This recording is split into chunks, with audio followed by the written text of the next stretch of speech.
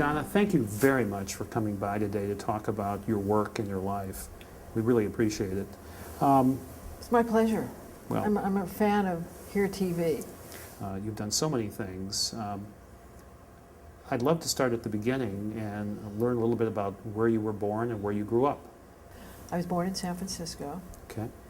and my parents had a place on the marina, and that's because they got it very inexpensively.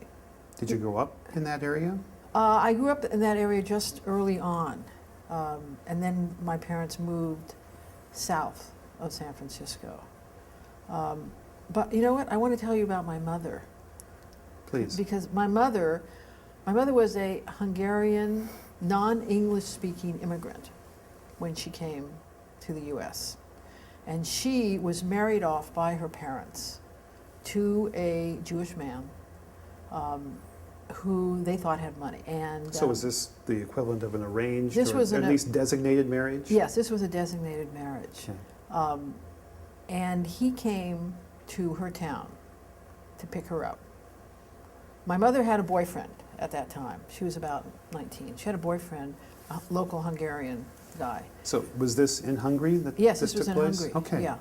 And these two men, one from New York and the other from Budapest, were on a train. And they happened to be sitting next to each other, chatting with each other, all right? They were each telling the other that they were going to my mother's town, that they were going to ask a woman if she would marry them. They had no idea it was the same It woman. was the same woman. They get off the train, they say goodbye, and they walk to their destination, which happens to be my mother's house. And there she is with the man that she loves and the man she never met, right? And so her parents sort of coerced her into this marriage. What an interesting story. Yeah, to this guy from New York. And so she went to New York with him. And guess what? He didn't have any money. And she found herself a non-English speaking immigrant in New York, sleeping on the in-laws fold-out sofa. My goodness. And he put her to work in a sewing factory. That was just about all that she could do. Sure. She was, you know, very... And that was difficult, dangerous work in those days. Oh, yeah, They were, yeah. There were literally sweatshops, weren't they? Sure, yeah, and still are. And so she was very unhappy, and she began to write to some very distant relative in San Francisco. And they said, well, you know, you've got to save your money and take the Greyhound bus, and you can come out here and work here and live with us. And so it took my mother 1 year, and she took the Greyhound bus, and she went to San Francisco, and she began to live with these people and worked in other sweatshops. Yes. And one of the owners of one of these sweatshops said to her one day, well, where do you get those clothes you wear to work every day? And my mother was incredibly glamorous, vast amounts of style. And my mother said, well, what do you think I make them? And he hired her as a designer. And she became, you know, after some time, she got her own line, and she became a very, very well-known, successful dress designer in San Francisco. My goodness. Yeah. What sort of style did she tend to favor? What sort of things did she like to do? Well, she made clothes primarily for like career women. Mm-hmm. So did she do the classic suits and those sorts of things? Well, or? they were dresses. Okay. Primarily dresses. Dresses for people who were, you know, working women and women who went out. In that era, a lot of women didn't work, as a lot of women don't work now, but more so then. Sure. And yeah. Now, had she divorced this fellow, or did she just Oh yeah, leave? she divorced him. Okay. Yeah. Was she in contact with the parents, your grandparents, during this time? Absolutely in touch with them. And what did they think of all this and this these changes that she was undergoing, and the fact that she had left? Did they understand once they got the facts? In San Francisco, one of her friends worked for the Red Cross, and began to tell her, because what was happening in Europe wasn't common knowledge. You know, it was like buried in the back of the Washington Post. I mean, the information about, you know, what the Nazis were doing in concentration camps and all of that wasn't exactly known. Right. And so my mother brought her whole family out. She bought boat passage for her mother, her father, her sister, and her brother, and got them all out of Hungary. And about what time was that? What year? And or that years? was about 1940, I think it was about 40. Okay. I see the period, but she kind of saved them, didn't she? Oh, she absolutely saved their lives, yeah, Well, then she became a designer. right. And what happened next with her? Well, before she married my father. Okay, and how did she meet him? How did that She come met about? him in San Francisco. He grew up in an orphanage, and they were introduced to each other. My father was a dentist. But when he met my mother and they got married, shortly thereafter he got out of dentistry and he became my mother's manager in the dress business. So she was a bit of a success Quite, back yes. there. When did your mother begin to master English? Did she do that when she got to San Francisco, or did she begin to pick that up in San New York? Francisco, yeah. She was only in New York for a year, so I Okay. guess she, learned a bit in New York. And did she learn it just by talking to people and by That's reading the it. newspapers and Yeah, that sort of thing? yeah, That's amazing. Yeah. That's an impressive story. yeah. See, my mother died in 1974. Okay. Yeah, she's been dead a long time, And but did she die of breast cancer? yes, Okay. right. Wow, how do you know such things? Well, I just did a little bit of Okay. research and, Right. and review. So yeah, my mother's biggest secret in her life was that she never went to school past the 4th grade. But that wasn't all that atypical for that generation, certainly the generation before. Right, in Europe, I mean, people Yeah. were on the move, and sometimes refugees, and it was hard to stay in Okay. school. Now you say they moved south of San Francisco. What town did they move to? San Mateo. Okay. Did they live there very long? Yes, And up until, They did you, lived- did you grow up in that I area grew up then? there. Yeah, they Where lived did- there. where They did lived there until they divorced. Okay. I came along in between two brothers. Okay. I have one older brother who is a real estate broker in New York, All right. and a younger brother who does something similar in Santa Cruz. What kind of child were you? What were you like as you were growing up? Well, I think that I was pretty much of a tomboy. Okay. My dad's nickname for me was Dynamite, and that's what I that's what I call the hard drive on my computer. Some people would say that applies to you to this day. It's an appropriate nickname, but the way you go at things. I think that part of it was the energy level. Part of it was I think that I've always been a bit, contrarian Mm-hmm. in my viewpoint. Sort of, I'm not quite sure where it starts, but and so if you are that way as a child, you can really run up against your parents a bit. What sorts of things did you do as a child? Well, I liked, I did like sports. I was pretty athletic. Mm-hmm. I liked, I guess I liked a little bit of getting in trouble. I don't know if that separates me out from, certainly not my friends, because they were all up to the same thing. Sure. But it explains a lot of things. But anyway, we had a little bit of lack of supervision. Because typically, a lot of my friends' mothers were housewives, and my mother worked. Yes. And And that was a kind workaholic. that was kind of unusual around that time Yeah. among moms. Yeah, I know. yeah. So my mother was, missing in action as a mother quite a bit at the time. Sure. And that made, our house very, very popular. Well, my parents, my mother worked in the city. Okay. And a lot of times after work, we would take the train in. And every summer I worked for my mother in her dress operation. Went to Burlingame High School, but that's not where it ended. Okay. I got in a lot of trouble at Burlingame High School. What did you do? Oh, running around with the wrong crowd, and razors in the hair, and the whole thing. Oh boy. So my mother said to me, I think you should be in this private girls' school, but you probably couldn't pass the test to get in.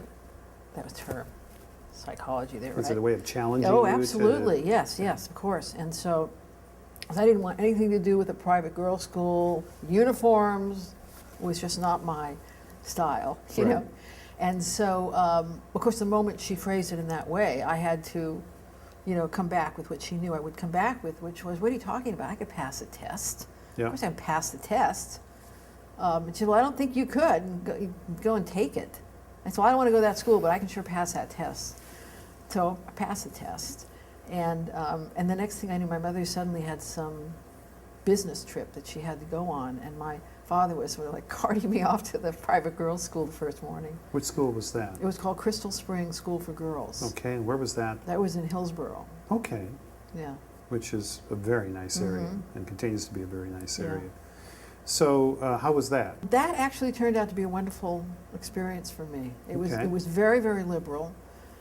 You had all your academic classes in the morning, and then after lunch you got to choose. That was rather, avant for that time. Sure.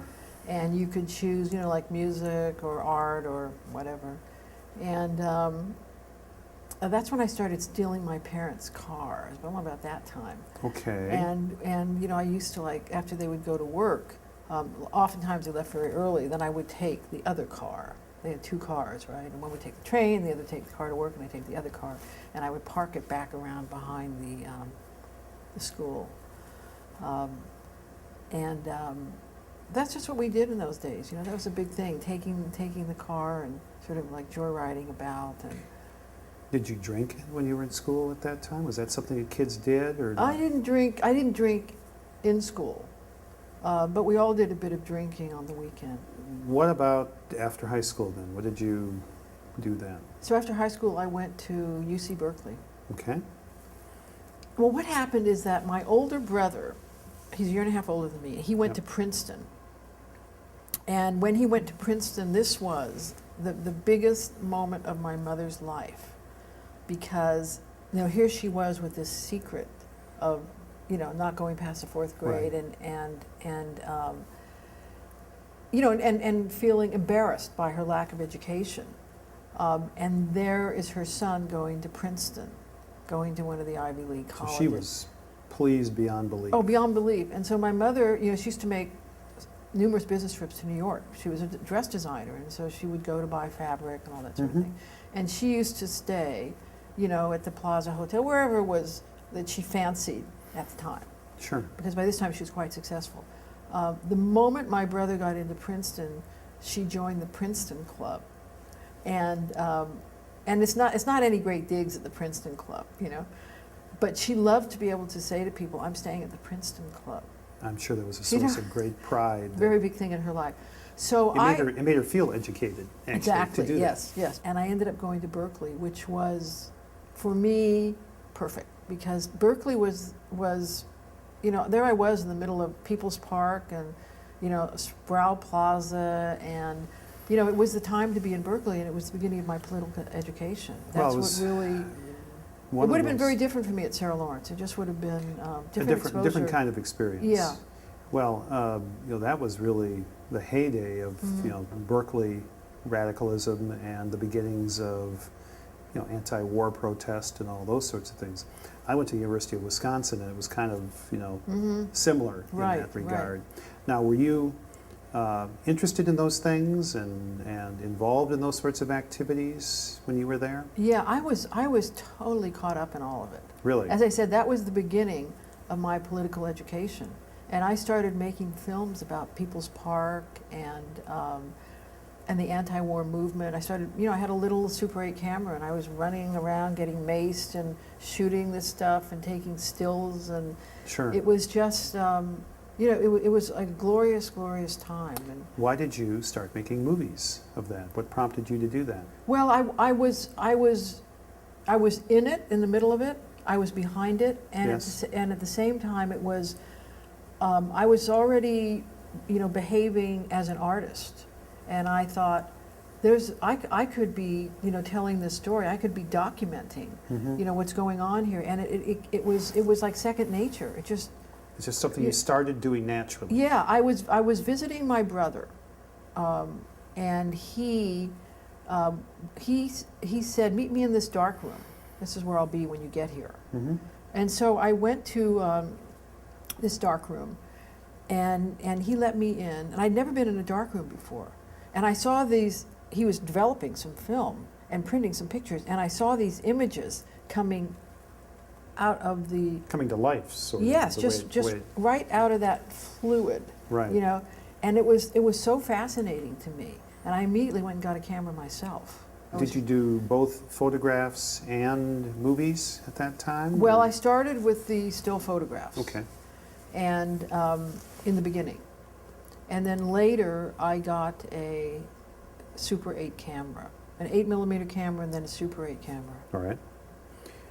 And was any of this work published, or was this just for your own use? Well, I did have a show in Berkeley, and then I entered a contest. I saw an advertisement for a contest in Okay. Mademoiselle magazine, a photography contest. And I thought, I'm going to enter this contest. And the next thing I knew, I had won the contest, and I had won $200 or something. Mm-hmm. And then I was reading about, I thought, well, who was the judge of this contest? Well, it was a woman by the name of Diane Arbus. Mm. And Okay. I had no idea who Diane Arbus was, nor Sure. did anybody else, because she hadn't been published at that point. Well, she wasn't quite Diane Arbus yet. Yeah, well, I don't think a book came out of her work until she had died. Now, was most her work black and white? Yes.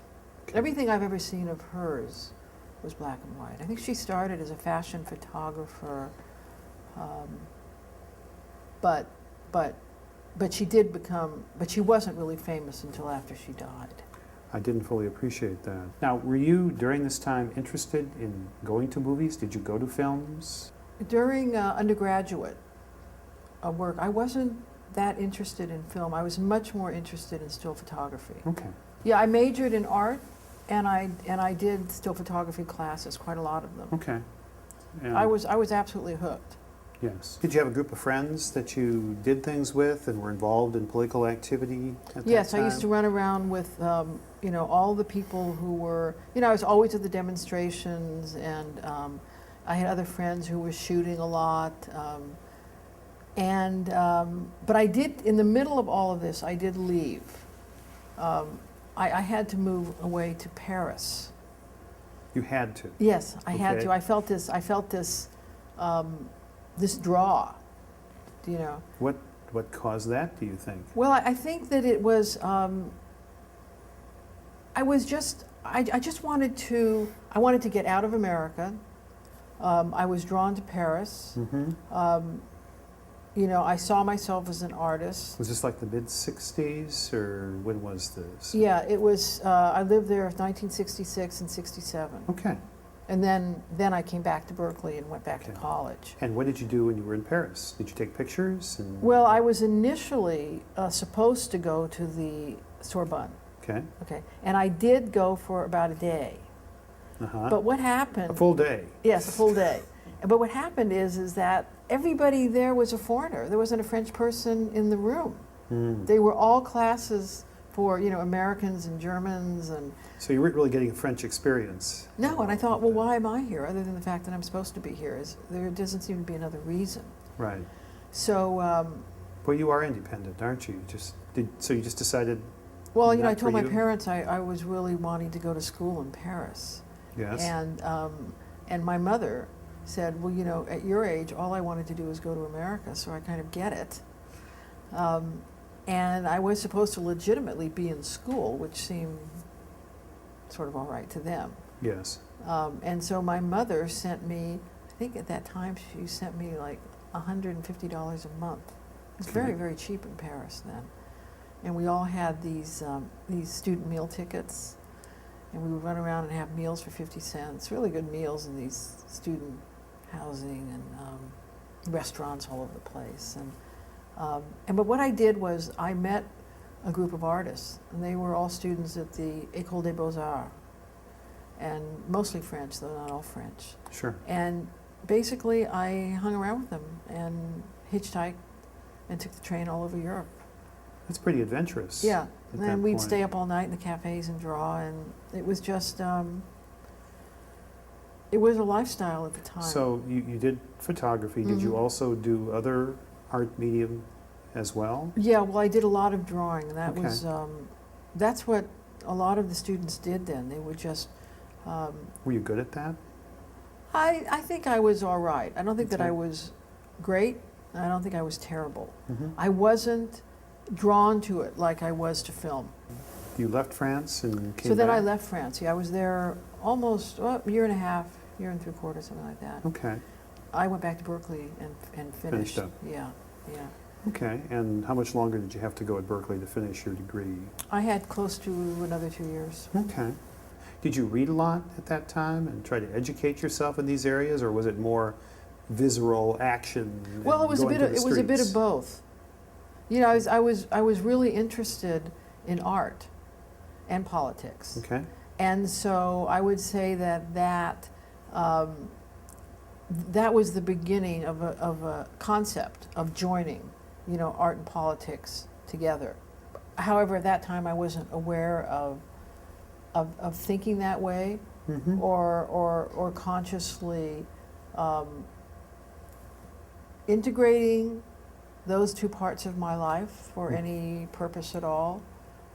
There These was happen just to be areas of interest that. two very strong areas of interest. Okay. Yeah. So you finished up college finally, survived Right. it all, and what did you do then? Well, when I was in Berkeley taking these photographs, they became sequential. In other words, instead of taking just one or picking one amongst numerous that I had taken, I was finding myself telling a story in still photographs. One moment and then the next, and that was one grouping of those sequential photos was the one I won that award from Diane Arbus. Okay. But as I started looking at these sequences, I began to think, and shooting this Super 8 film of the demonstrations, everything, I began to Mhm. think, I really want to be a filmmaker, or I want to do this some more. I want to learn about it. I want to go to graduate school Sure. at UCLA, Okay. and I applied, and I got in, and I moved down to Los Angeles, and that was around 1970. Okay. And what kind of experience was that? Well, that was a once you got culture down shock. there? Because after being in Berkeley, where it was, you know, it was a radical place. I mean, lots was going on. People were, you know, pretty loose, and And now you're in Hollywood, yeah, or more accurately, the West Side, hmm Westwood, Beverly Hills, Right. Bel Air. you know, it was just, I felt very, very out of place. I felt it was way too conservative for me. And so the next day, I drove back up to Berkeley. I was very, very put off by the whole thing, every bit of it. I walked around UCLA, I looked at the film school, I looked at everybody, and I thought, I just don't fit here. I can't Sure. think I can do this.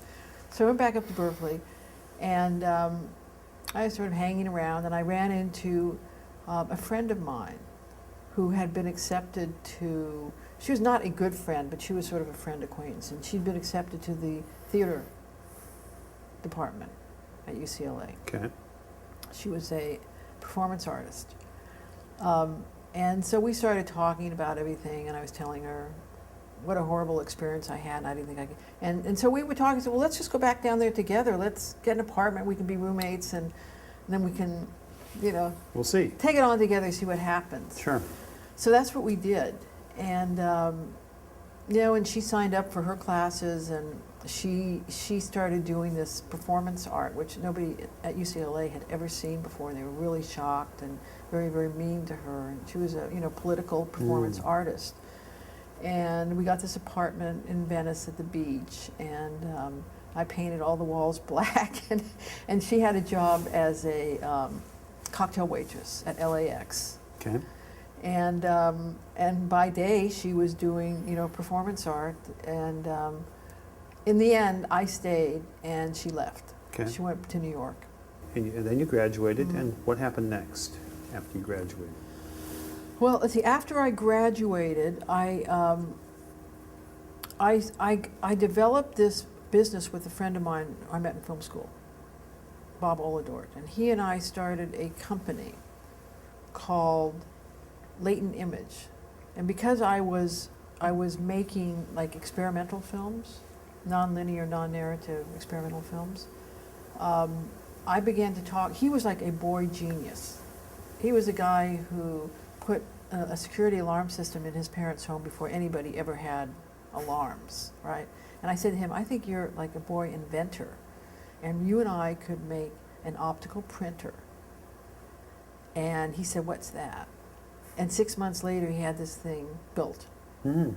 And we used to do special effects in my garage in Venice for, you know, different like industrial companies. We did them for students for their films, and we did this for about a year, and then we had to get out of that business because when you do special effects, everything has to be like really clean, you know, no dust, and we had a hard time maintaining all of that. Maintain your dust-free environment. Yes, our dust-free environment isn't working very well. So, and we got bored with the whole thing. So, but I continued to make these experimental films on this whole, you know, operation that he had devised in the garage. They were like museum films. They would show like at the Whitney, and you know. So the films were getting seen? They were getting seen. Usually in a museum context? In a museum context, yeah. Okay. Yeah. What kind of things did you like to work on? They were like along the line of like, you know, Maya Deren, Pat O'Neill, sure. that genre, you know. Why did you like that? What was appealing to you about, you know, nonlinear, you know, these unusual sorts of initiatives? Well, I like being able to, you know, like alter an image. And even when I was making documentaries, I still would like to, you know, alter an image instead of having like a very straightforward approach. I like, you know, altered states and images and non-linear structures. So that was the appeal. Why do you think you like that? What is it about the juxtaposition and the jumble? Because I'm a tend to like? contrarian. I'm not a contrary person by personality, but I'm. But your art is contrarian sometimes. Is that? Yes, and other things. Okay. So you did that. You were doing experimental films. Yeah. Could you make a living doing that? We did. That's an accomplishment. Yeah, in not a itself. great living, but enough to we made a little muddle money. along. Yeah, yeah. And then I got involved in forming a nonprofit art center with my partner at the time, who is a very now famous muralist. Okay. Her name is Judy Baca. And Judy and I, we founded an organization called the Social and Public Art Resource Center, otherwise known as SPARC, which is still located in the Venice jail. And the police at one point left the jail and they got a new jail in Culver City. And this jail was sitting there. And so Judy went to the local councilwoman at the time and got the building. And SPARC still has that building for $1 a year. How neat. And we tore out the jail cells, we made that into a gallery. And it's a public art institution now, really. Well, what a nice accomplishment. Yeah. And what did you do then? What happened Well, next? I was running that organization for some time. Okay. For how long? As well. About? I think it's about 2 years. Okay. Yeah. And But you do like to bounce around a little bit, yeah, don't you? I do. And change things up every so often. Yes. Queen of variety, in some ways. Well, you've been able to do a bunch of different things then. I know I like that a little bit myself, to change things every so often. So you did that for a few years. Yeah, I did that for a couple of years. And then along came Desert of the Heart. Yes. All right, so this was in the back of my mind, and even in my thesis film in UCLA, it was a documentary, but there was a point in time where I just ran out of money, and I couldn't shoot as one does on film in a documentary in that era. So I wrote the scene that I needed, and I had some friends of mine play it out. A scene from the novel? No, this, I'm sorry, I backtracked a little bit. Okay. So in my thesis film at UCLA was called Woman to Woman, Okay. a documentary about hookers, housewives, and other mothers. All right. Now, when I got to the housewives part, I had run out of, it was just too expensive to rush around and shoot it all. So I just wrote what I wanted them to say. I mean, when you shoot a documentary, you as the documentarian are looking, you have a point of view and you're looking for that to be revealed Sure. somehow, or it may change in the course of the movie. But anyway, I wrote this scene and I got 3 friends of mine to be housewives, as though it was a documentary. We played it just like a documentary. So did you consider this both a documentary and an experimental film? No, I or- consider it a documentary. Okay. That's when I sort of So got... you were a documentarian as well as an experimental Yes. filmmaker and a photographer at that time. Right, that's right. Got it. So in the midst... That's your job description. Right. In the midst of doing that, I sort of got the bug. The bug being, you know, narrative fiction control of story. Okay. And that's when I got that. And I wanted to have that experience again. And I was thinking all along that, you know, there never had been a film made, a lesbian love story, Right. that hadn't ended in a bisexual triangle or a suicide. And that was like percolating in my mind that I could make that film. I mean, I should make that film. Yes. And my only experience with, you know, narrative filmmaking was that one scene in an otherwise Got it. Okay. non-narrative format. Okay. And a friend of mine gave me this book, Desert of the Heart by Jane Rule, Yes. and said, "You take a look at this book. It's a fantastic book." She didn't give it to me for a film or anything, just passed me the book. You should read this. Yeah. And so I read the book, and then I read the book like 7 times in a row, and I thought, Mm-hmm. wait a minute, this could make a fantastic film. This could be the film that I've been thinking of, though I wasn't necessarily looking for a book to take to film. Sure. Because I thought, well, you know, the central metaphor of the book is wonderful for a film. And then I got in touch with the author, Jane Rule, who lived on an island in Canada called Galiano Island off the coast of Vancouver. Okay. And started writing to Jane, and And you told her what you were thinking of and told her what I would was like to thinking do? of, and then she's writing back to me and told me one of the studios had tried to buy the book, but she didn't like the way they were going to approach it, and I got the book. So you optioned it at that I point? optioned the book. With your own money? Yeah, it wasn't much money. Sure. But now you had a project. Yeah, I mean the option, like I guess most inexpensive options, is structured so that the author gets a piece, a percentage of the actual production cost of the film. Okay. So if you end up raising a lot of money and making a $5 million film, they enjoy that. 5% or whatever it is. Sure. And if it's less, so the option itself never becomes a burden to the Now, cost how of the did you film. know to negotiate that kind of deal? Is that something that you talked to someone about, or you just kind of knew that this was a No, I had a logical way to lawyer do do it? it for me. Okay. The lawyer gave you advice as to how Yes. to do this. Right, Okay, so you now had control of a property. right. What did you do next? Well, the next thing I did is I wrote the screenplay. Okay. And then Had you done that before, other than No. for your own Uh, shorter films? I had never done that, because Okay. all my films were documentary or experimental. Okay. So I had never done that before. How long did it take you to do the first draft of it, or to get it in the shape that you liked? I think that took me probably about 6 months. Okay. And that was overlapping with my work at the nonprofit as well. Yep. So I finally got it into some sort of shape. Pretty good shape.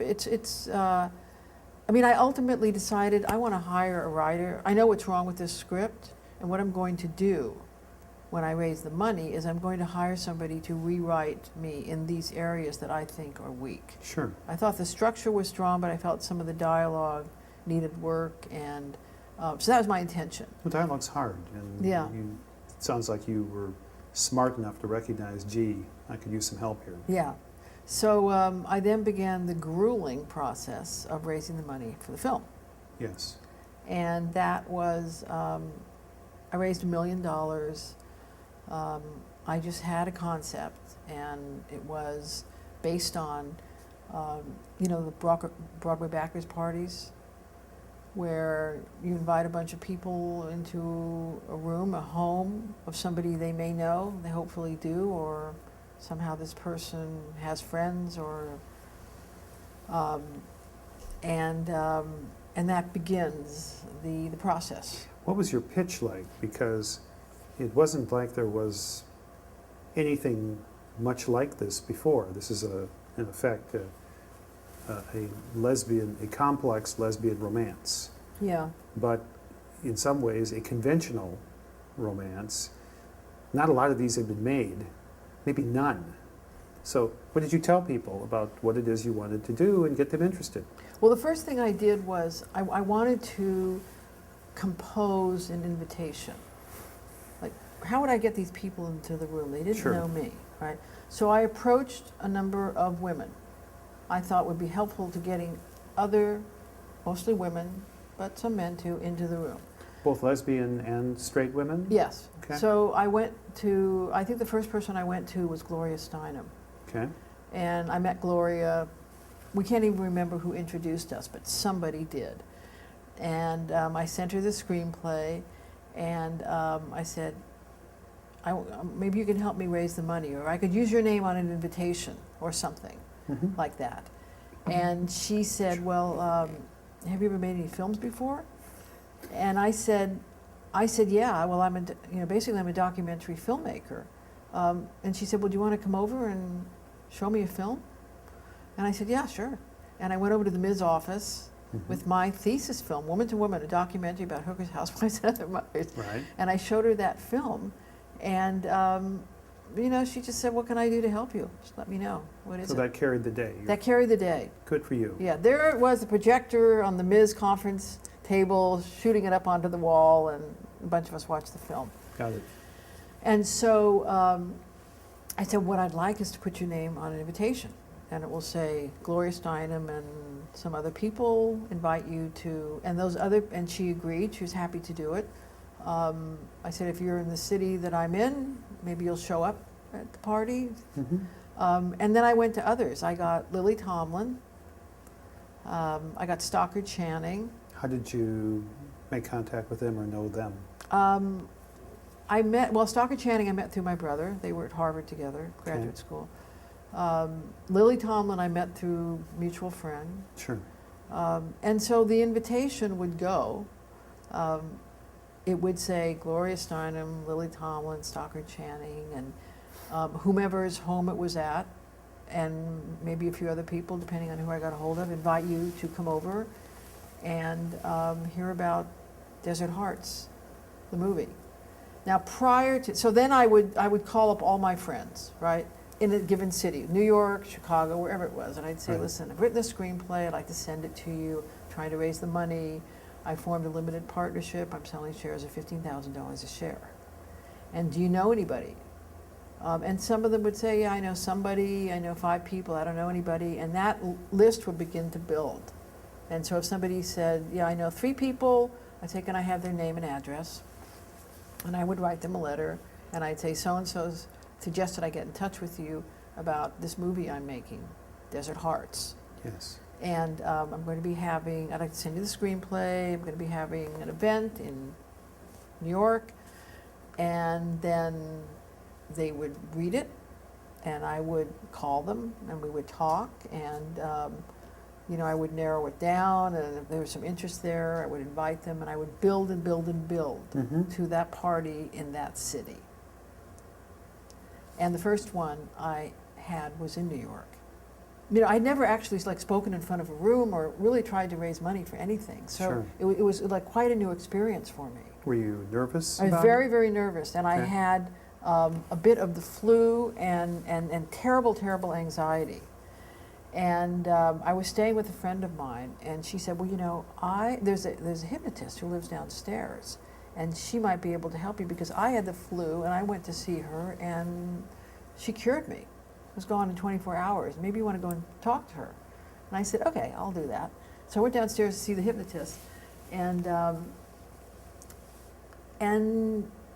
you know, as I was being hypnotized, this whole session was something that I wasn't cognizant of it happening. In other words, I wasn't feeling as though I was hypnotized. Sure. When it was over, I didn't feel as though something had transpired or that I was in any way transformed. Or, I mean, the next day I wasn't feeling sickly with the flu or anything.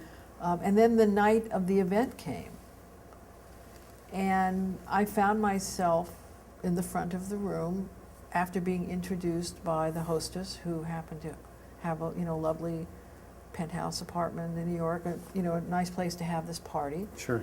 And then I had planted a couple people in the room just to ask questions, because I had an instinct that you don't want to be at the end of your pitch and nobody's going to ask anything. That's Right. a deadly moment. So I had a couple of people lined up for that. Well, that's smart. You Yeah. just kind of get the ball rolling a little Right. bit, at least show some interest. Yeah, so when I got up, so after I was introduced and I get up to the front of the room, and then I'm, talking about the project, I just basically divided it into why I wanted to make this movie, what the movie was going to be, in terms of how I envisioned it, Yes. and thirdly, how you could invest or get involved in it. Right. And that was the three parts of my little speech. Okay. Okay. And when I got up in the room and I started talking about this, it was as though I was once again hypnotized. In other words, I felt that I had already done this somewhere else, some other time. So you were fairly calm. Quite calm. Because a I result. think when I was hypnotized, she had me do that. Because I had told her Yeah. what, It sounds that way. yeah. I've had the same experience, Oh, by really? the way. And because I like trying, someone like you, I think I like trying odd things. I'll kind Yeah. of try anything. Yeah. And like you, I did not feel like anything was transpiring, Mm-hmm. like I was being hypnotized. And boy, I was calm afterwards. It sometimes can work, Yeah. but it sounds like it really worked It really worked for me. for you. So Donna, how much money did you end up raising to make your movie? Well, I raised $1 million. Okay. And how long did it take you to get to that $1 million? Well, it took a while. It took a few years. Okay. So you had raised your $1 million. Mm-hmm. What did you do next? All right, so in the process of raising the $1 million, I also approached looking for a writer to rewrite my screenplay. Right. Because I always had that in the back of my mind. Mm-hmm. And I hired somebody to do that. That did not work out because unfortunately this writer wrote it. I mean, I discussed in detail what I wanted to work differently and how that might happen. But she wrote the whole thing in the last week before her deadline. And so it was most unfortunate because I had to pay her.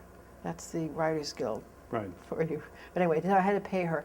And then I began to look for somebody else. And I found a woman by the name of Natalie Cooper. And after many conversations with Natalie, the process was that I called a lot of agents. I told them what I was looking for, the type of writer, what I felt needed to be done with my screenplay. And they started sending me a bunch of scripts of writers to read. And I narrowed it down to Natalie. We met a lot. And then I thought, okay, this time it's going to be different. Natalie lives in San Francisco. She lives in Oakland. She did at the time. And I thought, I'm going to have to fly to Oakland every weekend. I've got to get 10 pages.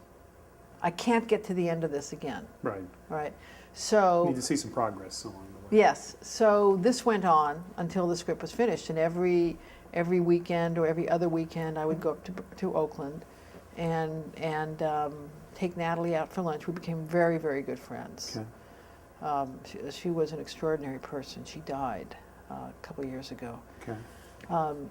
And Natalie would like slide the 10 pages across the lunch table. And And I would read them and we'd talk about them, and Mm-hmm. then we'd, hang out for the weekend or not, and I would come back. And So you were making progress. I was this way. making progress. I was continuing to raise money. Okay. This was a time also, to my benefit, that the interest rates were very, very high. So I had to set up, sort of an escrow account, and I had to deposit. This was like the early 1980s? Yes, yes. I Okay. mean, they were The interest rates were like 19-20% Oh. for home mortgages in those days. huge, and that was in part the way I raised some of the money, because this money was sitting there and gaining and gaining. Mm-hmm. And I was like, traveling around, and Yep. I took on one sort of like minor partner, a woman who came in as the kind of associate producer, and Okay. this sort of supported the moving around, the raising of money, and then I got to that kind of magic number where I felt like I could go into production. I could like pull a crew together, cast the movie, and get going. Well, Desert Hearts is generally considered one of the best lesbian movies ever made. And on some level, it busts that boundary completely. It's just a great movie on its own. When did you first think that you might be gay? I thought that, I think when I was pretty young. Okay. I think when I was a teenager All right. and a young teenager. Mm-hmm. Like 11, 12, 13? Yeah. Okay. Yeah. I noticed that when I was, I told you that I worked for my mother every summer Yes. in her dress factory.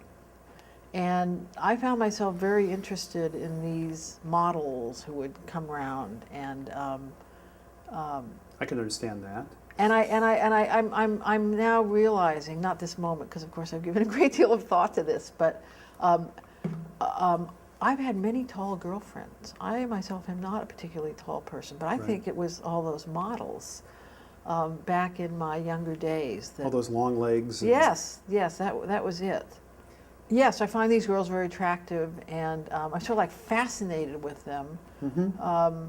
And in the world of fashion, there are usually a lot of gay men around. Yes. And so my mother had this assistant, Dwight, and I was really like fascinated with Dwight, and really hit it off with him.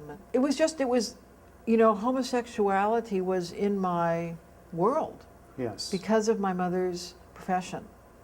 Do you think your mother realized that this might be the direction you were heading? Well, my mother did take note of it one day, and this was a very, very specific moment, because I was in college.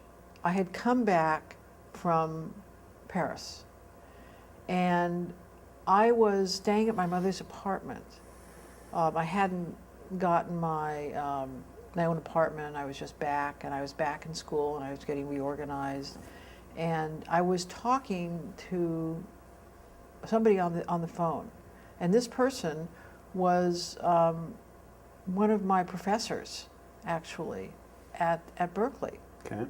And I'm not even sure what kind of a conversation I was having. I wasn't having an affair with this woman. I was very drawn to her, and we had a tremendous relationship, and it was all around the work, and I was like fascinated by her, and I guess that something that my mother heard in that conversation resulted in, when I hung up the phone, she said, who were you talking to? And I said, oh, I was talking to a professor of mine at Berkeley. And she said, well, what is she, gay? Mm. And I was very startled when she said that, because I had all of those thoughts myself, Had you acted upon them No, prior to that? Okay. no, I hadn't. And I was very, very surprised, because it was as Yes. though she was talking about something that I was simply thinking about. So when your mother said this, and it caused you to reflect and stop and think about things, how did you feel? about this? Or was it a process, or did it kind of hit you like a lightning bolt? Well, my mother's remark hit me like a lightning bolt. Okay. Because I couldn't, I was so surprised, as I said, because I was having, these inarticulated thoughts Sure. about this woman, and I'd never mentioned to anybody that they were vague in my mind, Yes. And suddenly she was saying something and directing it, very precisely. And did she mean it in that way? Oh, yeah. She was relating it to you? Yes. Okay. As though I was being like drawn in by somebody else's, like homosexuality. Okay. And it was one of those odd intuitions that a mother has, And how do you think she felt about that as, it became clearer that this was the direction you were going to go? Well, she didn't really know that was the direction I was going to go. Okay. Because when I came out, my mother was very sick. At the point at which I did come out, she was very, very sick. So it never really registered with her in a direct way? No, particularly because of her illness and the timing of things? Yeah, so at the point in time I did come out, which was when I had then moved to Los Angeles. About what time? In graduate school. Okay, graduate school. Yeah, 1973. Okay. She was already quite sick. And I felt that I didn't really want to discuss that with her. Sure. And she died shortly after I came out, within probably 4 months. Well, you had a or lot so. going on at that time Yeah. in your life. Yeah. How did you respond to your mother's death? How did that affect you? Well, it was a very, it was very frightening. I think in great part because my mother didn't talk about it. She was part of an era, a generation. Sure. That just did not speak openly about what was going on. In fact, quite the opposite. She was in denial about it. She was like in denial about the lump in her breast. She was in denial about her mastectomy. She had a boyfriend at the time, and she broke up with him. She used the word, crippled, to describe herself. She just, because of the way that she dealt with it, it made it very hard for me to, as a young person, deal with it myself. Yeah. There was no opening there in terms of, communicating about it. It just wasn't really spoken about. And I remember, really clearly the day my mother was getting out of the hospital after her surgery. And I was outside in the hallway, and neither one of my brothers around. It was just me in San Francisco with her. And I walked into her room when the doctor came out, and she just like wheeled around to the wall, and said, "Get me my shirt." She was standing there and just quickly turned around so I wouldn't see her mastectomy, and that was so frightening to me. I bet. And then she said, "Let's go out to dinner. Well, let's forget this whole thing happened." Right. And that was it was just so startling to me. I mean, as a young person, it's very hard to come up against this and say, "No, wait a minute. I want to talk about this. I want to deal with it my way." It's very hard to do that. Oh. And especially of that generation. It's right. just for both her and for you. Yeah, and I couldn't. And so I fell in lockstep. Now, by the time Desert Hearts came along, were you openly and gay at that point and casual about it with people? Oh, totally. Okay. Yeah, the only person I wasn't, open about it was with my mother, because as I said, coming out was her dying, her actual death was on the heels of that by probably 3 or 4 months. There wasn't that. Yeah. And I felt for her to be that sick and for me to be, sitting on the bed talking about, and now I'm a lesbian. Right, and your stuff. It seemed like a little too much at the time, perhaps. A bit too much at the time. So on Desert Hearts, you financed it, you worked on rewriting the screenplay. Mm-hmm. I assume ultimately you landed with a screenplay that you felt good enough about and confident with. Yes. Well, what happened next was the casting. Okay. And that was obviously a very, very big part of it, as it is for any film. Sure. But I was determined, when you say, Desert Hearts is in many ways a conventional sort of film. I was determined to make a conventional film Mm-hmm. because I felt that the most unconventional thing I could do with a lesbian love story would be to use a very conventional romantic structure and format, so that, because what happens is we are all triggered, right? As audience members, we're triggered by certain things, it's that are often archetypal, Yes. right? And what I wanted to happen was that I wanted to trigger an audience into rooting for two characters to fall in love with each other, which is what happens in a successful love story. Sure. Right? There's an obstacle, whatever it is. But if it works, the audience is there hoping and rooting that these two people get together. Yes. Right? And that's what I was after. So was Helen Shaver cast fairly early in the process? Well, the for you? first person I cast was Patricia Charbonneau. Oh, you did? Okay. Yeah, she was the first one. And I was looking high and low for Patricia, Okay. though not knowing I was looking for her, because I had in my mind an idea of how this character looked and what her essence was, Mm-hmm. and her physicality. Right. Sort of a And- wild. Yes, a wild brunette, a working class sort of person with artistic aspirations, somebody who comes from a background not that well educated, and a sort of daredevil-y type of tomboyish babe. Yeah. And I happened to see a photograph of Patricia in a casting office. Right. You walk in the casting office, there are like dozens and dozens and dozens of photographs, and I'm looking through them on the coffee table, and I see her, and I said, well, who's this? And you look on the back, look at her credits, and Yeah. I just felt, I wonder if she's any good, because she really looks the way I imagined Well, the she's character. remarkably beautiful. Yeah. Yeah, one of the prettiest girls for that look. Yeah. So, so they brought her in, Okay. and we met, and she read, and I was just, that was it for me. Okay. My experience in any casting office is, until you have that feeling that you have no doubt, you totally picture that, you don't go, well, what about this, what about that? No, it's there. You actually know that this person, you can feel it, that they're absolutely right. Okay. You may not get that person in the real world, because Sure. not everybody always agrees with you. But in that world, there wasn't anybody to ask. It was just me, Sure.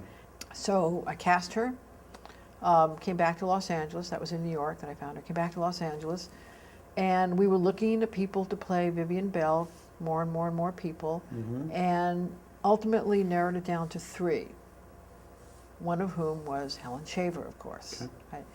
Now, I flew Patricia in, because the other thing I came to realize and took a good look at is that chemistry. All right? Oftentimes, when you're casting a big movie, casting movie stars, you're not going to get them into the room to read together. Those are deals that are made outside the room for other reasons by other people. Sure. Not because they're going to have chemistry. No one actually knows. And they don't know until they get together. Okay? You can only conjure up so much chemistry, and some people can conjure a lot up and otherwise hate each other. But even hating is a form of chemistry, and it can often be a really good one, Sure. sexually, for sexual tension. So Patricia read with each of them, of the 3 women, and clearly it was Helen. I mean, there was no doubt in anybody's mind. First of all, Helen was the best for the part, and secondly, there was tremendous chemistry there. It was happening. So that night, Patricia was staying with me at my house. And we were talking, and I said, "Boy, that was really incredible today with you and Helen. That was just," she said, "Yeah, we had some really good chemistry." I said, "You know, like at that moment when you were doing that scene and you touched her face," and she said, "What?" I said, "You know, when you touched her face in the scene when you said," and she said, "Well, I don't remember that." Mm. I said, "Oh yeah, you did. You touched her face," and it was just, you know, it was something that she did unconsciously. Without thinking and without Exactly, realizing it, exactly. it And grew that organically. combination, right, that combination was working. It was obvious to everybody in the room. Okay. But you know, in that era, there were so many people who didn't want to come in and read for the part. Really? Oh yeah, and not just for the part of the two leads. There were people who didn't want to be in this film, even in a supporting role, Because of the lesbian content. Exactly, And exactly. they thought it'd be bad for their career. And Yeah, bad for the career. They were against the notion, Yeah. and they simply were not going to have anything to do with it. You got ready to make your movie. And Yeah. how did the process go? Was it a smooth process? Was it difficult? Was it enjoyable? Well, the most important, or one of the most important elements of making this movie was getting the right crew people. So first of all, I found Robert Elswit. Now, Robert, Mhm. at that time, Robert didn't have that many credits. I think maybe The Sure Thing as my cinematographer. But, Right. you know, Robert Elswit, and all that he has, No, and the film, done since. the film looks beautiful. yeah, I mean, and I'm sure he contributed to that. yeah, oh, absolutely. Um, and that was really, really important. Yes. And then I got, as a production designer, I got Janine Openwall. You know, again, not because I had the most money, you know, because everybody was really getting scale. But they were drawn to the project. You know, I looked far and wide for the right people that I felt, you know, tonally, visually were right for this. And again, I got somebody in Janine who went on to, you know, get so many Academy Award nominations and became the production designer on so many great films. And then I made the movie with the very significant, extraordinary help of those people and everybody. Because imagine, you know, it was my first movie. Right. And you don't. Were you nervous? I was very nervous. Also, one other thing I did for myself in the movie is that since I had made documentaries and experimental films prior to that, I felt like I needed to have a little practice working with actors. So I joined Milton Casellas's acting class as a director. And I went to class for 2 years. Okay. Working with actors to put those scenes up on the stage. And that was really useful. I bet. Really useful. And the actors are always, I mean, I wasn't an actor in the class, I was simply a director. But they're all, you know, very happy to have, you know, a director around to do the scene work with. So that gave me like 2 years of rather constant practice with a lot of actors. Well, you know, it's a terrific cast. You had an excellent crew. But how long did the movie shoot for? 31 days. Okay, so pretty fast Yeah. shoot, and you kind of had to do that in the context of the financial box. Right. Well, I rewatched the movie again recently. I'd seen it. It's probably my third or fourth watching of the film, and you know, it's just a terrific film compared to anything out there, and particularly given the fact that it has such an interesting and novel way of looking at a romance between women. One thing I noticed is you used a lot of very interesting transitions from scene to scene. You would do wipes and fade outs and things like that. Excuse me, was that a deliberate choice that you made, that you wanted to do it, or did that just happen? Well, that leads me to another key character in the making of this movie, and that was my editor, Okay. Bob Estrin, who cut The Candidate, Badlands, you know, again, I got somebody best. who, the best, yeah. Yeah. And Bob was at this, I didn't have Bob when I was shooting it. I had no editor while I was shooting. I couldn't afford it. I didn't have any post-production funds. I was just shooting the movie. Right. Okay. After it was Were all you sort of thinking, I'll figure that out when I get there? yeah, well, I didn't have the money Okay. for it, so Okay. I wasn't going to do it. So when I had it all shot, I then began to raise more money. I sold one share to Audra Lindley. We were out shooting one day, and she wanted to have another take, and I said, well, if you buy a share in the movie, you get another take. Kidding around, and she said, Sure. Okay. I'll take my share. Yeah, and so when she came to the wrap party, she had the check, $15,000. She bought a share. So anyway, I continued to raise this money, and I started looking around for an editor. And Bob Estrin at that time had just started experimenting with cutting on video. Nobody had done it before. Nobody. Okay. Okay. It was a very rudimentary way of doing it at that time, but he was experimenting with this. And so I met him, I heard he was doing this, and he looked at the script. We had a meeting, he looked at a bunch of my footage, and he agreed to do it.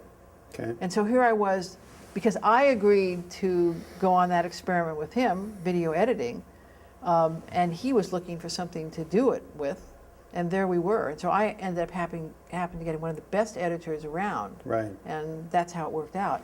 And he contributed quite a bit to, you know, I mean, everything about the cut of that film, including those transitions that you just brought Right. up. I think they really work for this film. Now, one of the most famous scenes in the film is the love scene, which is beautiful, but also very sexy. Well, first of all, prior to all of that, I started studying love scenes. Okay. You know, what makes them work, and what doesn't, what's Okay. going on. You know, it's really interesting to take a look at a lot of love scenes just for that. Yes. And what I thought, I might be wrong, but for me, what was not working was a lack of any sort of like emotional connection. In other words, there was no scene within the scene. You know, and sometimes it did work anyway, but I think it worked because there was a scene. So in most cases, there was no scene within the scene, and there was no emotional connection, there was no intimacy, Yes. and there was no way in, you know, for the viewer. So I wanted the love scene to be a scene with a beginning, a middle, and an end, like a dinner scene or a driving scene or anything, a scene, a real Sure. scene, you know. And then I wanted to schedule it at the very end of the shoot because I wanted the actresses to get to know each other a little better and not, you know, throw it at them in the beginning because everybody was nervous about it. So they had some history going into this scene. Yeah, I shot it on the second to the last day. Okay. It is a terrific scene. You know, I've watched a good deal of your other work, and you are really good at love scenes, both heterosexual and gay love scenes. Yeah, I Apparently- think of it as one of my specialties. Well, not many directors do them as well, and many directors do them incredibly poorly. You know, as you say, without emotion, without connection, and without a beginning, a middle, and an end. Tell me a little bit about the theatrical release and distribution of this groundbreaking film. What happened when it was looked at by the critics, and what happened when it was released? Well, I had a bidding war for the film. I had a strategy on how to sell this film, and I started showing it privately. You know, distributors try to get the film, Mm-hmm. you send it over, but I showed it privately. I would organize parties, like screening parties. And I ended up selling it to the Samuel Goldwyn Company. Yes. And the first place it showed was at the Telluride Film Festival. And by the way, I had a very, very good lawyer at the time by the name of Linda Lichter. Do you know Linda? Yes, I do. Okay, so Linda, well, being a lawyer yourself, you know how important that can be in terms of a sale. So the way she structured the sale was on a 20-year lease to the Goldwyn Company. So 20 years later, I got that film back and resold. So I've sold this film now twice in my lifetime, thanks to Linda. Yes. So, so it showed at Telluride, and it was just, you know, it was like an amazing experience. I'd never seen it, you know, in an audience situation. I'd Sure. seen it with an audience of sorts, but it was a prepared audience. And you'd seen it 1,000,000 times while you were making it. Yeah, yeah. But so there it was in the Opera House in Telluride, and it was just it was like I was in a dream or something. Mm-hmm. You know, because it became like the hit of the Telluride Film Festival. I mean, I love Telluride. It's my favorite festival in America. And so it was just a great place to show it. I mean, it was like some kind of, you know, and I'd already sold the film, so I wasn't under that pressure Sure. to sell it. Which can be very stressful Yeah. and difficult for people. Yeah. And then the film went in. So it went from Telluride to Toronto. Okay. Again, the same experience. And on to Sundance. Okay. From there, it was, it went into the theaters. Right, and it- how was it reviewed? Well, it opened at the Cinema 3 in New York. Okay. That was the first screening. And what happened is that I was like running around New York with these leaflets. I was visiting all sorts of movie lines, giving people leaflets, asking them to come and see my film at the Cinema 3, opening on Friday. Right. Please see my movie. Please see my movie. And people would say, what are you doing? I said, well, what do you do? And I said, well, I'm the director. They said, you're the director and you're passing these leaflets all? I said, well, yeah, because I really want you to come and see my movie. And so you know how it is the night before, about midnight, you go down to Times Square and you get the New York Times. Right. Right. And there was a scathing, horrible review from Vincent Canby. Oh dear. That just tore the film down, you know, which was, of course, like really upsetting to me. Of course. And I remember calling Sam Goldwyn back in LA that night, 3 hours behind, and telling him I just read the review and it was really a bad one, and obviously hated the movie. There was some kind of visceral sense to it for him. And what did he dislike about it in retrospect? I can't even remember because I Okay. tend not to remember the details of Well, unpleasant, and unpleasant things or it's bad hard to reviews. read something like that. You look at it, oh my gosh. Yeah, exactly. put it That's what happened to down. me. It was like, oh no, oh no, oh no. Because in that era, you know, if you had an independent film, you didn't have stars, you got a bad review from the New York Times, you were finished. Yeah. I mean, they cancel you all over the country. They cancel the bookings. That's what happens. Yes.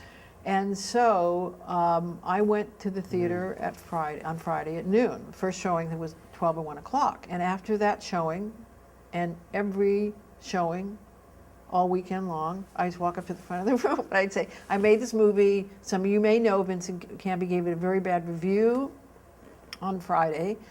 And if you like the movie, please go out and tell your friends, tell 10 friends, tell 2. And that's what I would do after every screening, just walk down the front of the room and say that. And the movie, it was like 7 tickets behind the biggest opening they ever had at that Cinema 3, So ever. it worked. It worked. And they called it a Canby Buster because apparently like only 3 independent films had ever survived one of his scathing attacks. And then did it go around the country? Went all around the country. It opened in LA, it opened everywhere. Good. And it was a nice success. Very nice. You know, it's a beautiful film in retrospect, and it play because it's a period piece in part. It plays very well many years later. With that film out there, what happened next for you? Well, the next thing that happened is Oprah Winfrey saw the film, and she hired me to direct a 4-hour miniseries for ABC called The Women of Brewster Place. Yes. And I'd never worked in television. was she a producer of the show, and she acted She was in the it as producer, well? yeah. She was a producer among many others, but she Yes. was the head producer and the how star. and how did it go? It was great. She was my best boss of my life, yes. What was good about her in that regard? I liked her inclusiveness. She really understood, this is the first thing she ever produced, she really understood what a producer's task is, and that is to, you know, support the director and encourage everybody to do their best. That's what she was best at. Mhm. It's not like she knew every technical thing or anything technical, but she knew how to get the best out of every person. She excels at that. And that's what she did, and that's why I liked her. Well, it's a beautiful miniseries, and really, is appealing to a broader audience than women of color, which is ultimately Mhm. what it's about. But it's very touching in places, and also has a lesbian storyline as well. That's right. It's beautifully told, and a bit tragic, Mhm. of course, Yeah. the way the denouement works out. Right. But what a wonderful show that was. So you went from one success to really another nice success very rapidly. Yeah, it was quite unexpected. Because I Right. said I never thought I would be directing in television. Or And did you find television different for that than a movie? Was it a different process? Do you have to Well, move faster in television? Well, you have to move faster, and also, it's very corporate and bureaucratic. sure. Like when I was at ABC, I had to go to a meeting before we shot with standards and practices. And they sat me down and they said, "Listen, we love your work. We think you're a really good filmmaker, but on this film at ABC, no kisses like that and no saliva, please." No saliva. No saliva, no please. saliva rule? Well, I'd never been in a meeting like that, but that's standards and practices. Sure. I mean, you have to go through all of that, And there were a lot of producers. Ultimately, when we shot, there were probably 5 or 6, and they're all there. That's very different from making an independent film. You've got 5, 6, 7 people, Now, you've done a tremendous amount of television series, Mhm. movies for television,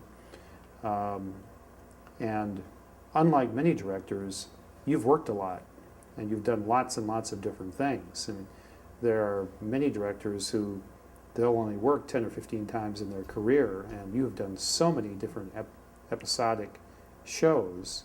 Were there particular ones that you really enjoyed or you found particularly challenging? Is there anything that occurs to you that was particularly memorable?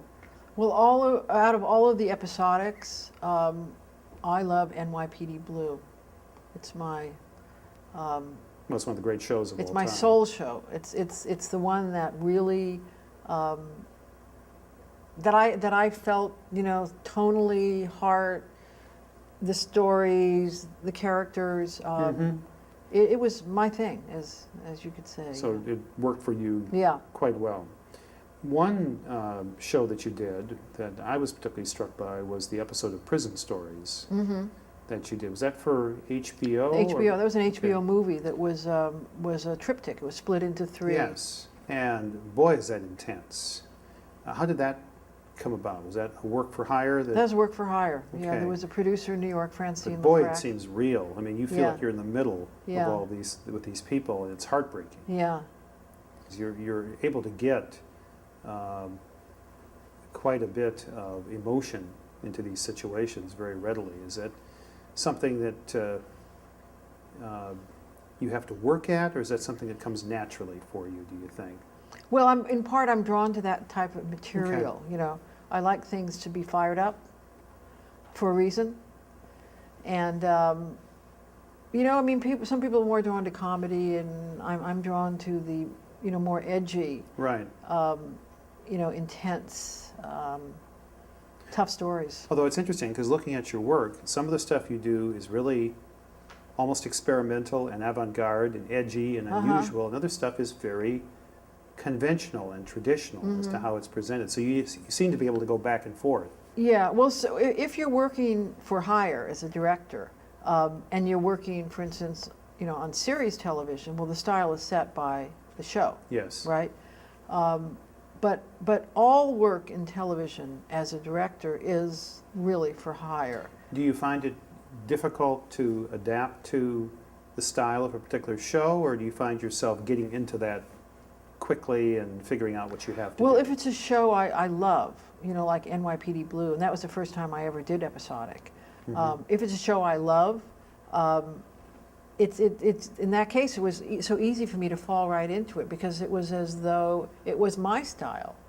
It was somebody else's style. Yeah, I can but see that. It felt like my style. Yeah, It was Greg Hoblett's style. He's the one who designed the show. yeah. But I felt a real kinship with It it. worked for you Yeah. automatically.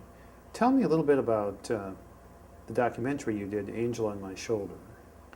and your friendship with Gwen. Yeah, so Gwen Wells was an actress who I met when I was doing casting Desert Hearts, and we became best friends. And you know, she did the little scenes in the movie, and she tried to stay longer and tried to get more scenes written for herself so she could stay and read. Of course, she's an actor. Right. And at a certain point, Gwen moved into my back house in Santa Monica. That must have been challenging because she was a strong personality. Yeah, well, she was a borderline personality. I didn't realize that. Yes, diagnosed. Okay. And so we had to work on that. Are you a patient sort by nature and able to manage someone like that? Well, Or- I think I'm patient with actors. I have like a special area of patience, you know, just for Okay. actors. But I don't think I'm particularly patient. She became ill. Yeah, she became ill with what she was writing a screenplay about homeless women. And she became ill with what she thought were hemorrhoids caused by sitting Sure. up all night and half the day writing. Later diagnosed first diagnosed to be hemorrhoids, then actually misdiagnosed, and then diagnosed to be anal cancer. Yep. She became very sick. Yeah. And you decided to make this film. Was this a joint decision or something you came up with? How did this happen? Well, it was a joint decision. It was my idea. Okay. I tend to shoot a lot of what's going on around me Okay. with whomever I'm with. So Yeah. I already had a bunch of footage of Gwen because we were down in La Jolla once and I'm shooting, and I have a lot of footage on a lot of people. And so when I started shooting, I was just shooting her again because there she was in my back house and sick. So Yes. and she said, well, God, I hope you're making this movie. I mean, I hope you're going to cut it after I die and make this movie. And I said, yeah, of course I'm going to make the movie. And she said, well, you have to promise me.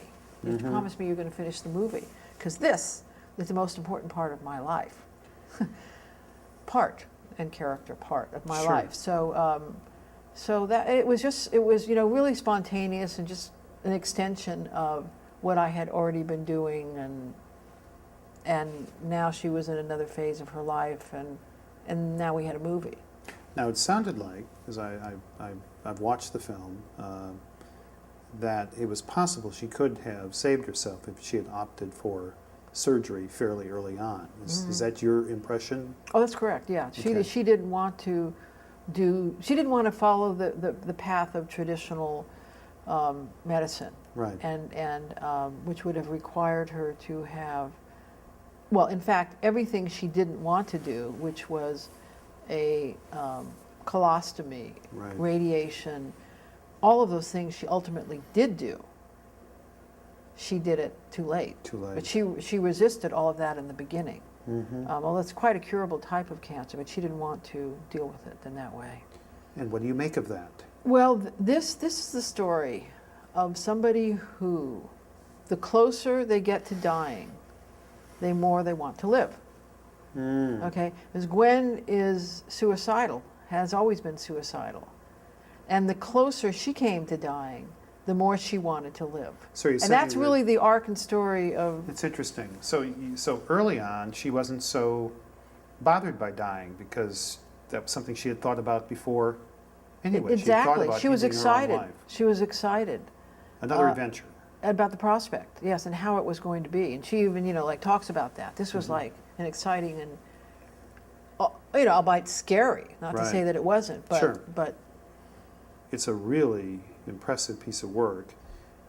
Was it hard for you to do? Did you find it painful going through this process with her and watching her make these mistakes and then decline? well, I think that more than anything else, it was very helpful to me because it was the flip side of my experience with my mother. Because my mother, when she was going, you know, through her disease, didn't want to talk about it. Yes. There was an absolute shutdown around the whole thing. Gwen was the opposite. total openness. Anything could be discussed. Right. Anything could be looked at. Anything could be observed, touched, smelled, the whole deal. Yeah. You know, so Yeah, you see everything. yeah. Well, it's an amazing journey to watch this. Sometime after that, you did another very interesting film, The Devil's Arithmetic. How did that come about? That came about again as it was a job offer, a very, very good one. Coincidentally, and having nothing to do with getting that job, I was in the middle of working on a screenplay of my own, a World War II story, Okay. about a catcher. Catchers were Jews who caught other Jews living underground. And that's, Yes. that's a project I'm still trying to get off the ground, Okay. called The Catcher, adaptation of a book. So I was in the midst of all of this research around that particular time in history. Right. And along came this offer from Showtime and Dustin Hoffman. And, you know. Who does an introduction to this Yes. picture? Right. Picture is that's with Kirsten Dunst? Kirsten Dunst and Brittany Murphy. Yes. Yeah. Well, that's an adaptation of a book called The Devil's Arithmetic that is part of the curriculum of, I guess, like 12, 13-year-old Yeah, I know kids. a number of young people who have read the Yeah. book, and it's really very well known among Right. children Yeah. of a certain age. So that was, Film. again, it was a fabulous experience, among the best. And we trooped off to Lithuania. We built a concentration camp on an empty field. And, you know, you can't think about Lithuanian films. I mean, there's no tradition of it. It Right. was very, very rudimentary and primitive, in a sense. Yeah. Concentration camps have been done in other films. I thought this was particularly realistic and shocking, without going over the top, because it appealed to a younger audience. And again, it was a beautiful film, and it's also photographed very well. It's you know, just the somber tones throughout it. So it's hard to say that you enjoyed a film about a concentration camp experience, but ultimately it is uplifting Yeah. in its own way. Yeah. Well, this was the first time that I think this story had been told from a young person's point of view. And, you know, you always have to find that Yeah. That's a good that point. medium place where it's not so brutal that young people don't want to see it. And at the same time, you want it to be real. Right. Now that you're in sort of mid-career, are there other lesbian projects that you would like to work on? Well, funny that you mentioned that, because I am working on a sequel to Desert Hearts. Okay.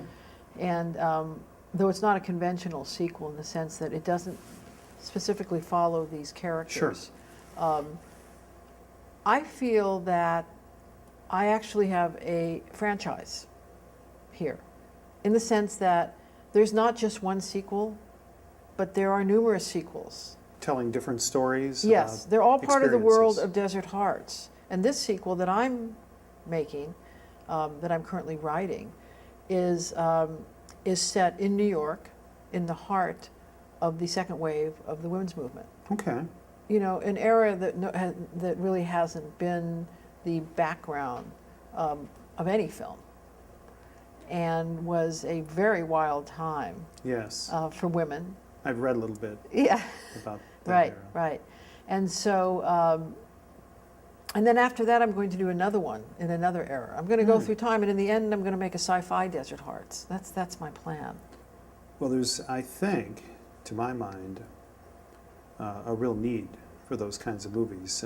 Lesbian stories often are not told very well, and I think that would be a nice contribution. At this point, is there any sort of thoughts or advice, given the success you've had, that you would give to young people, particularly young women, who are interested in becoming filmmakers or working in some of the areas that you work in? Is there anything you would tell them? You know, I feel that passion is the most important element of film, you know, or art, or politics. I mean, having the passion and connecting with it is the single, it's the core of what keeps you going. Well, it helps you get over a lot of things. Yeah. And, life is a series of failures, and then you work through your failures. And it is your failures rather than your successes that move you in the right direction. And then occasionally it's nice to have a success. Mm-hmm.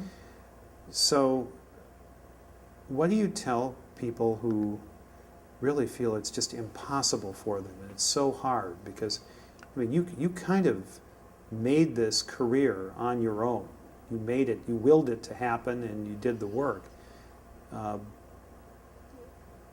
What caused you to do that, and to be like that, and how can you help other people become somewhat like that? My passion has to do with, and a lot of social justice work that I'm back into now has to do with women's equality. Mm-hmm. Okay, because I believe that that women and the world cannot be, a functioning, violence-less, warless place when women are second-class citizens. Right. When women are trafficked, sexually trafficked and sold as sex slaves, when women are undergoing like female genital mutilation, when all of these things, when women are making less than men, when women directors are working less than men directors, right? When all of this is going on, we're not going to have a society that's functioning. And Yep. and I believe that we have to, the single most important issue of our time, and now it's being recognized, it always has been, is the equal status of women. And if women felt and knew, because I think that, as long as there's any woman sexually trafficked and sold in the world, women can't be equal, so until women are equal with men, it's hard for women, as a group, Yeah. to feel that anything is possible. And that's where that feeling comes about it's so difficult, I can't do it, not enough role models, people are being trafficked over here and cut over here, and all of that works Yes.